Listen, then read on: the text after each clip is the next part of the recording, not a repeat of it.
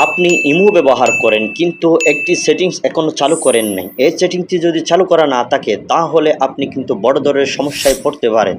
তাহলে সরাসরি আপনাকে ইমোতে ঢুকে আমি দেখিয়ে দিচ্ছি। এজন্য চলে যাবেন আপনি সরাসরি ইমো অ্যাপসের মধ্যে।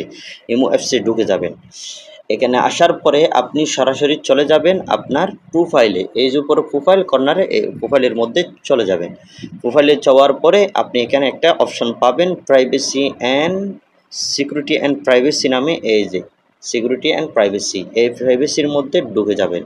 এখানে আসার পরে আপনি এরপরে এখানে চলে আসবেন। এরকম আপনার সামনে এরকম একটা ইন্টারফেস শো করবে। তো এরপরে আপনি চলে যাবেন, এখানে দেখেন সেট অ্যান্ড কল প্রাইভেসি, এখানে আপনি ক্লিক করে দিবেন। এখানে ক্লিক করে দেওয়ার পর আপনার সামনে এরকম ইন্টারফেস শো করবে।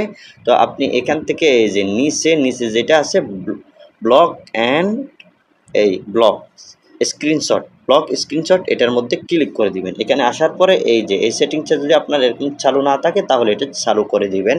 তাহলে আপনার কোনো ধরনের কল করার সময়, আপনি কথা বলার সময় আপনার কোনো স্ক্রিনশট, আপনার কোনো কল রেকর্ড কেউ রেকর্ড করতে পারবে না, স্ক্রিনশট দিতে পারবে না আপনার ছবি।